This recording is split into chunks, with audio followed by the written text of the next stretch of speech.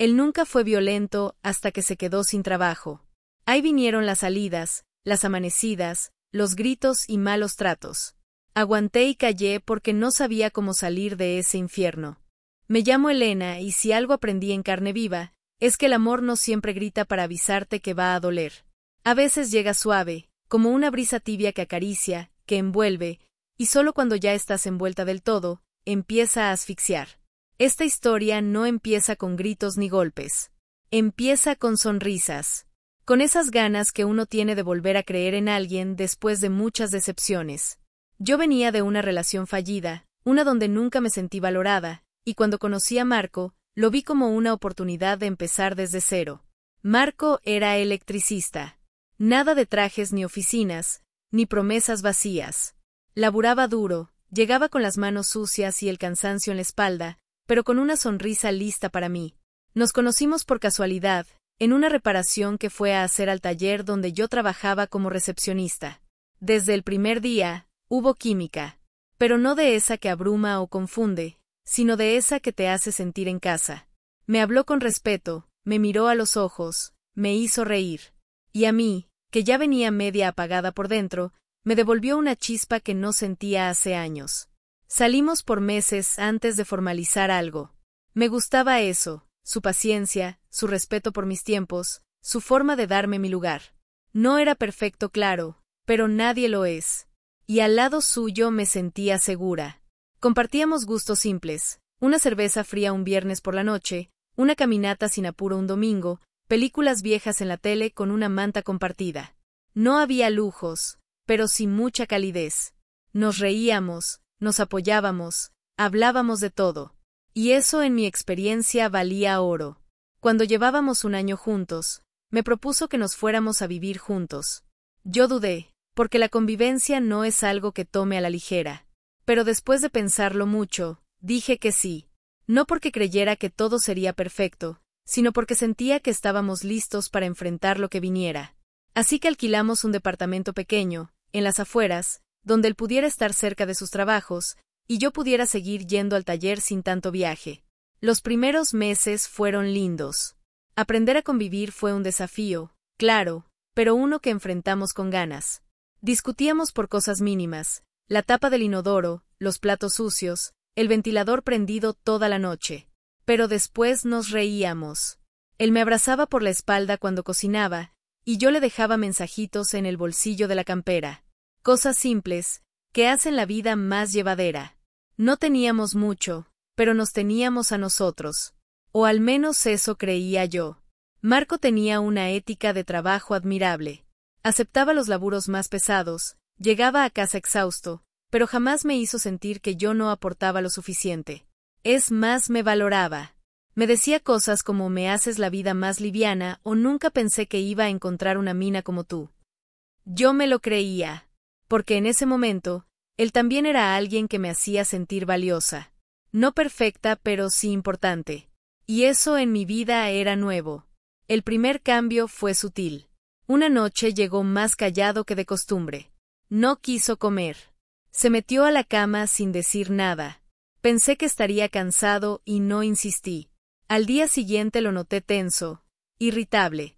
Me dijo que el cliente no le había pagado, que el trabajo le había salido mal, que estaba harto de que lo jodieran con plata. Intenté animarlo, pero no quiso escuchar. Fue la primera vez que me habló seco, como si yo fuera parte del problema. Los días pasaron, y Marco parecía cargado. Se quejaba de todo, del tránsito, de la plata, del calor, del alquiler. Yo trataba de no presionarlo, de mantener la calma, de no tomarme personal sus cambios de humor.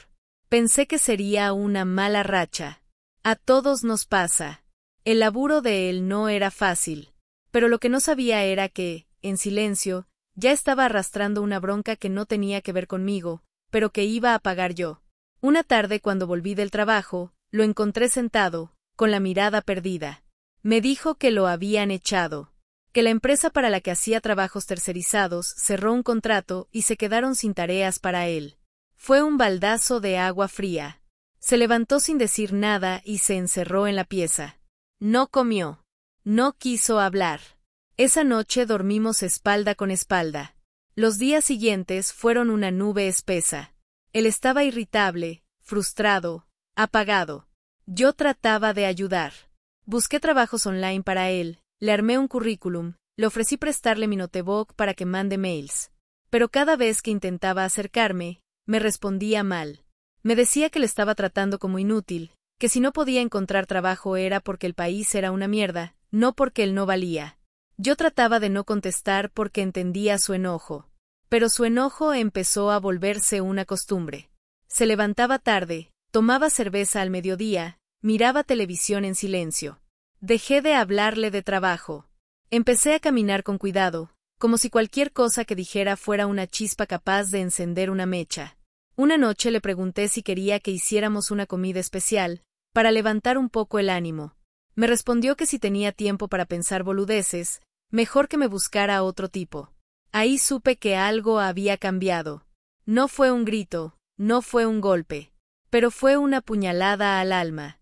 Esa frase me dolió más que cualquier cachetada, porque venía del hombre que me decía que yo le hacía la vida más liviana, del tipo que me abrazaba en la cocina, del que me había prometido que juntos íbamos a salir adelante, aunque todo estuviera cuesta arriba. Y sin embargo, esa frase no fue el final. Fue apenas el comienzo del descenso. Después de esa frase tan cruel, me quedé inmóvil unos segundos. No lloré, no le grité, no discutí. Solo me fui al baño y me encerré. Me miré al espejo con una mezcla de rabia y tristeza, y me pregunté en qué momento había empezado a permitirme ser tratada así. Me acordé de cómo me hablaba al principio, de cómo me cuidaba, y me costó entender cómo habíamos llegado a eso. Quise convencerme de que era el estrés, que estaba mal por la pérdida del trabajo, que era una racha pasajera. Pero en el fondo, muy en el fondo, ya sentía que algo se había roto. Pasaron los días, y aunque él no volvió a decirme algo tan hiriente, su actitud seguía siendo la misma. No ayudaba en la casa, no buscaba trabajo, no hablaba. Parecía un mueble con mal humor. A veces se levantaba y salía sin decir a dónde iba. Volvía a la noche, con olor a cerveza y los ojos pesados. Me decía que había estado viendo contactos, pero no era difícil darse cuenta de que simplemente estaba escapando. Yo seguía trabajando, pagando el arriendo, la comida, la luz, todo. Pero no era solo eso. Llevaba también el peso del silencio, de los desplantes, de caminar en mi propia casa como si fuera una inquilina sin derechos. Una noche, después de varias semanas así, me animé a decirle que necesitábamos hablar. Se sentó con cara de fastidio, como si le estuviera pidiendo un favor molesto. Le dije que entendía que estuviera mal, que perder el trabajo era duro, pero que no podía seguir cargando todo sola. Que al menos intentara buscar algo, aunque fuera por internet, o que me hablara, que me dijera qué pasaba. Me miró fijo durante unos segundos y me respondió, ¿sabes qué? Si no te gusta, te podés ir. Yo no te retuve. Me quedé muda. No solo por las palabras, sino por el tono. Tan frío, tan indiferente. Como si no le importara nada de lo que estaba pasando. Como si yo fuera apenas un objeto que ya no servía y podía ser descartado. No me fui esa noche. Me fui al sillón, con una manta, y dormí mal. Me dolía la espalda, pero más me dolía el corazón. Me preguntaba si eso era lo que me merecía. Si eso era lo que él pensaba de mí. A la mañana siguiente, como si nada, se levantó, se preparó un café y me preguntó si iba a ir a trabajar. Como si lo de anoche no hubiese pasado. Esa fue otra cosa que empecé a notar. Cada vez que había una discusión, él actuaba al día siguiente como si no hubiera ocurrido. Y eso me volvía loca, porque yo me quedaba con el nudo en el pecho, con las lágrimas guardadas, con el dolor dándome vueltas por dentro, y él simplemente seguía con su vida. Esa desconexión me empezó a hacer sentir invisible. Con el paso del tiempo, dejó de hablarme casi por completo. Si decía algo, era una queja. Si me miraba, era con desgano. Yo me esforzaba por mantener la casa en orden, por hacerle comidas que le gustaban, por fingir que todo estaba bien cuando hablaba con mi familia. No quería que supieran que las cosas iban mal. Me daba vergüenza. Porque yo lo había defendido, lo había elegido, había apostado por él, ¿y ahora iba a admitir que me estaba equivocando? Una tarde mi hermana me llamó y me dijo que iba a pasar a visitarme. Le dije que no, que estaba muy ocupada, que otro día. La verdad es que no quería que viera en lo que se había convertido mi vida. El departamento estaba desordenado, yo no tenía fuerzas ni para maquillarme, y Marco estaba tirado en el sillón con la misma ropa de hace 3 días. No quería dar explicaciones. No quería escuchar el "te lo dije" en sus ojos. Poco después de esa llamada, empecé a enfermarme. Me dolía la cabeza todo el tiempo, me sentía agotada, me costaba concentrarme en el trabajo. Un día me desmayé en el taller. Me llevaron al médico, y me dijeron que era estrés, que tenía que descansar, que estaba con el cuerpo al límite. No me sorprendió. Yo ya lo sentía. Pero escuchar que mi cuerpo también estaba gritando me hizo darme cuenta de que no podía seguir así. Esa noche, cuando volví a casa, le conté a Marco lo que había pasado. Esperaba algo. Un poco de preocupación. ¿Estás bien? Pero lo único que dijo fue, y bueno, si no puedes con todo, pide licencia. Nada más. Ni una caricia, ni una pregunta, ni una muestra de afecto. Fue ahí cuando supe que estaba sola. Más sola que nunca. Pasaron las semanas, y él empezó a ponerse más nervioso. Me decía que lo miraba feo, que lo trataba como un inútil, que lo quería echar. Empezó a levantar la voz. Una vez, tiró un vaso contra la pared. Otra vez, me empujó cuando pasé por delante del televisor. Nunca me pegó, pero su mirada ya no era la de antes. Había algo oscuro en sus ojos. Algo que me daba miedo. Y yo ya no dormía tranquila. Intenté hablar con una amiga, pero me daba vergüenza contarle lo que estaba viviendo. Me dolía aceptar que la persona que había amado ahora era alguien que me asustaba. Me dolía aceptar que ya no era capaz de salir sola de esa situación. Porque, ¿a dónde iba a ir? Mi familia vivía lejos, no tenía ahorros, y con mi sueldo justo me alcanzaba para los gastos. Él no me dejaba usar su cuenta, no quería que tuviera acceso a nada. Estaba atrapada. Una noche, después de una discusión que empezó porque no encontró una cerveza en la heladera, él gritó como nunca. Me insultó, me trató de inútil, de molesta, de carga. Se acercó tanto a mi cara que sentí su aliento mezclado con rabia y alcohol. Me paré, temblando, y me fui al baño. Cerré la puerta, me senté en el piso y me puse a llorar. No sabía qué hacer. No tenía a dónde ir. Pero lo que sí sabía es que no quería seguir ahí. Esa noche, cuando salí del baño después de llorar durante más de 1 hora sentada en el suelo frío, lo encontré dormido en el sillón, con la tele encendida y varias latas vacías de cerveza desparramadas por el suelo. Sentí una mezcla de asco, tristeza y bronca. Me acerqué, apagué la televisión, y me fui a la cama sin decir una palabra. Esa fue la primera vez que me dormí con el celular escondido bajo la almohada y la puerta del cuarto trabada con una silla. No porque creyera que me iba a hacer algo esa noche, sino porque ya no confiaba en que no pudiera pasar. A la mañana siguiente, me desperté con los gritos. Él estaba en la cocina pateando una silla porque no encontraba su billetera. Salí del cuarto con el corazón en la garganta y le dije que no la había visto. Me miró con desconfianza, como si creyera que se la había escondido a propósito. Cuando finalmente la encontró en el bolsillo de la chaqueta, ni siquiera se disculpó. Solo se fue, dando un portazo que hizo temblar las ventanas. Y otra vez me quedé en esa casa sola, con los vidrios vibrando, con la taza de café que no llegué a tomar y el nudo en el estómago que ya era parte de mí. Ese día no fui a trabajar. Llamé diciendo que estaba con fiebre. Pero la verdad era que no podía salir a la calle con esa cara. Tenía ojeras, los ojos hinchados de tanto llorar, y una sensación de vacío que me pesaba más que cualquier enfermedad. Me senté en el suelo, con la espalda contra la puerta del baño, y pensé por primera vez en irme definitivamente. No sabía cómo, ni a dónde, ni con qué dinero. Pero algo en mí gritaba que no podía seguir así, que si me quedaba un mes más, iba a romperme por completo. Empecé a buscar opciones en Internet. Refugios para mujeres, ayudas sociales, lugares donde pudiera pasar un tiempo. Encontré un número de una línea de ayuda y lo anoté en un papelito que escondí en el cajón de la ropa interior. No me animaba a llamar todavía, pero sentía que ese papel era una especie de salvavidas, un pequeño plan de escape. Esa tarde, cuando Marco volvió, traía el aliento cargado de vino y la cara desencajada. No saludó. No me miró. Se fue directo al cuarto y cerró con llave. Yo me quedé en la cocina con el corazón latiendo fuerte, tratando de adivinar si estaba enojado, si venía con ganas de discutir, o si simplemente quería hundirse en la cama. Pasaron los días y la tensión crecía.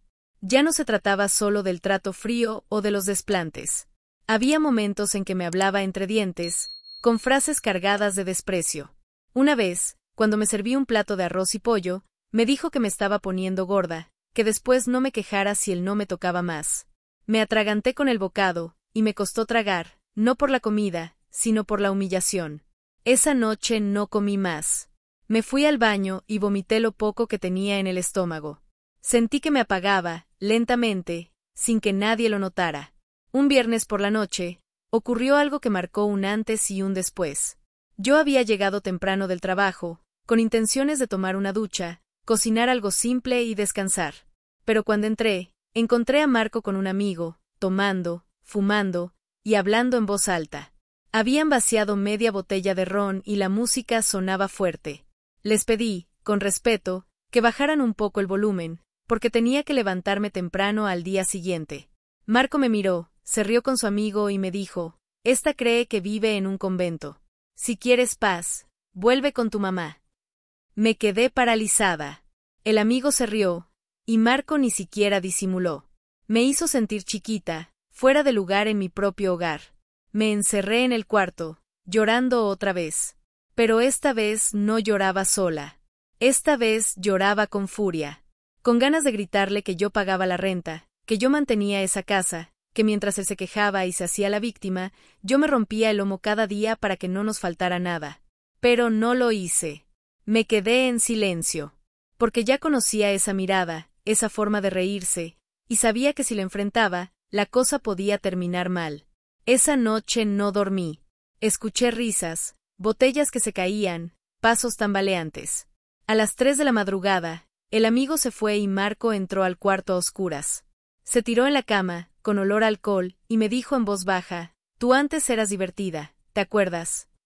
Me hizo un intento de caricia en la pierna, y yo me alejé.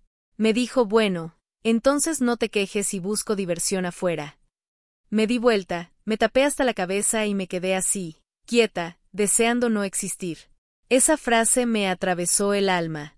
No por celos, sino por la crueldad, por la falta de respeto, por el hecho de que me lo decía con la seguridad de que yo no haría nada.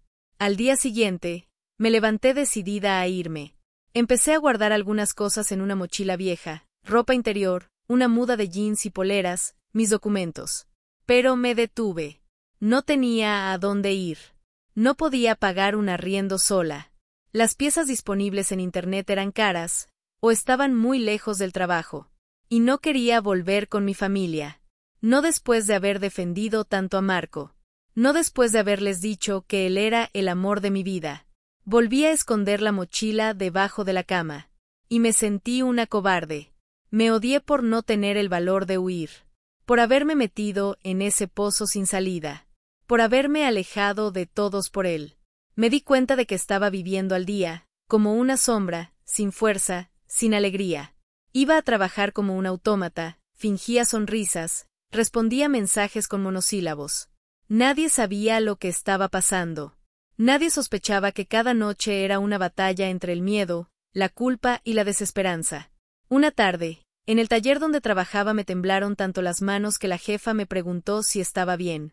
Le dije que no había dormido bien.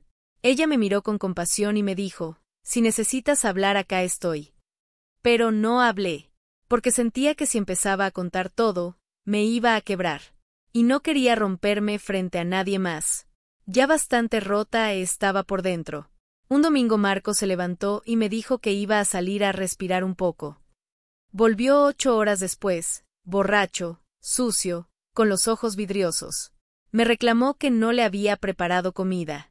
Le dije que no sabía si venía o no. Me insultó. Me dijo que era una amargada, que lo tenía cansado, que yo era la razón de su fracaso. Me quedé en silencio, mirando el suelo. Me dijo que me fuera, que no me quería ver más ahí.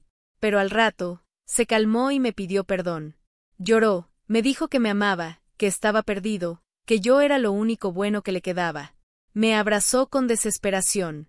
Y yo, Con el corazón hecho trizas, le creí. Una vez más. Los días siguientes a esa disculpa fueron tranquilos, pero vacíos. Ya no quedaban sonrisas sinceras entre nosotros. Cada gesto, cada palabra, era una especie de tregua incómoda. Marco trataba de portarse mejor. Lavaba los platos a veces, me preparaba un café, intentaba abrazarme. Pero todo se sentía forzado. Yo lo aceptaba en silencio, con esa mezcla de resignación y miedo que uno desarrolla cuando está demasiado tiempo bajo amenaza. Él lo notaba, lo sentía. Sabía que yo ya no era la misma, pero tampoco hacía nada real por cambiarlo. Una noche, después de la cena, se me acercó y me dijo que quería tener un hijo. Lo dijo como si eso fuera una solución, como si un bebé fuera una manera de volver a empezar, de reparar todo lo que había roto. Me quedé paralizada. Le dije que no era el momento, que teníamos que estabilizarnos, que primero debía encontrar trabajo, mejorar su actitud. Él frunció el ceño, se levantó y se fue al cuarto, como si lo hubiera traicionado. Esa fue la última noche que dormimos en la misma cama. Poco después, descubrí que había empeñado mi notebook. Me dijo que era para pagar una deuda, pero yo sabía que no era cierto. Empecé a revisar los movimientos en casa con más atención. Noté que había desaparecido una cadenita de oro que me había regalado mi abuela. Cuando le pregunté, me respondió con evasivas, con sarcasmo. No me lo dijo, pero entendí que la había vendido. Ya no era solo emocionalmente agresivo. Ahora también cruzaba límites materiales. Ya no se trataba solo de gritos. Ya estaba robándome en mi propia casa. Ese fue el punto de quiebre. Esa noche me encerré en el baño, saqué el papelito con el número de la línea de ayuda y llamé. Me atendió una mujer con voz calma. Me escuchó. No me juzgó. No me apuró. Me explicó los pasos. Me dijo que había una red de apoyo, que podía pedir asistencia, que si quería podía salir de ahí en cuestión de días. Por primera vez en mucho tiempo, sentí un poco de esperanza. Al colgar, lloré, pero no por dolor. Lloré por alivio, porque al fin había dado el primer paso. No le dije nada a Marco. Fingí normalidad, pero en secreto, empecé a hacer una lista con lo indispensable. Guardé documentos, algo de ropa, lo poco de efectivo que tenía. Hablé con una compañera de trabajo que vivía sola, y me ofreció su sillón por un par de noches. Coordiné con una asistente social. Y entonces, una tarde de viernes, cuando Marco salió a comprar cigarrillos, agarré mis cosas, cerré la puerta sin hacer ruido, bajé las escaleras de 2 en 2 y no miré atrás. Dormí en el sillón de mi compañera 3 noches. Me sentía culpable, nerviosa, pero también libre. Nadie me gritaba. Nadie me controlaba. Nadie me decía que no servía para nada. Empecé a respirar distinto. A mirar el cielo sin peso en el pecho. A ver en el espejo a alguien que todavía estaba de pie, aunque quebrada. Al cuarto día, me mudé a un centro de apoyo para mujeres. Tenía una cama pequeña, un baño compartido, y otras mujeres con historias tan duras o más que la mía. Ahí entendí que no estaba sola, que esto le pasaba a muchas, y que si una salía, todas salíamos un poco con ella. Marco intentó contactarme después. Llamó muchas veces. Me mandó mensajes que iban desde el arrepentimiento más cursi hasta los insultos más crueles. Me decía que sin mí no era nadie, que yo era una basura, que había arruinado su vida, que iba a cambiar, que me necesitaba. No le respondí ni una sola vez. Bloqueé su número, y cambié mi ruta diaria. Me prometí que esta vez no volvería, que no iba a caer otra vez en su ciclo. Poco a poco, fui reconstruyéndome. Conseguí ayuda psicológica, hice talleres, hablé con otras mujeres. Lloré muchas veces, pero ya no era por miedo, era por todo lo que me había negado a mí misma durante tanto tiempo. Empecé a escribir, a cocinar de nuevo, a comprarme cosas aunque fueran pequeñas. Me sentía viva. Frágil, sí, pero viva. Un día, en la calle, lo vi. Marco estaba sentado en una plaza, solo, con una expresión perdida. Había adelgazado, su ropa estaba sucia, y tenía los ojos apagados. Me vio, se levantó, me gritó por mi nombre. Yo solo lo miré. No con odio, ni con lástima. Lo miré como quien observa algo que ya no le pertenece. Y seguí caminando. Nunca más volví a saber de él. Pero cada tanto, cuando tengo dudas sobre mis decisiones, me acuerdo de esa tarde, de ese grito desesperado, y de mis pasos firmes alejándome. Y me siento orgullosa. Si llegaste hasta acá, gracias por escuchar esta historia. Hay muchas personas que aún no se atreven a contar la suya. Por eso, si te conmovió, suscríbete para que más historias reales salgan a la luz. Y recuerda, quedarse callado a veces también es peligroso.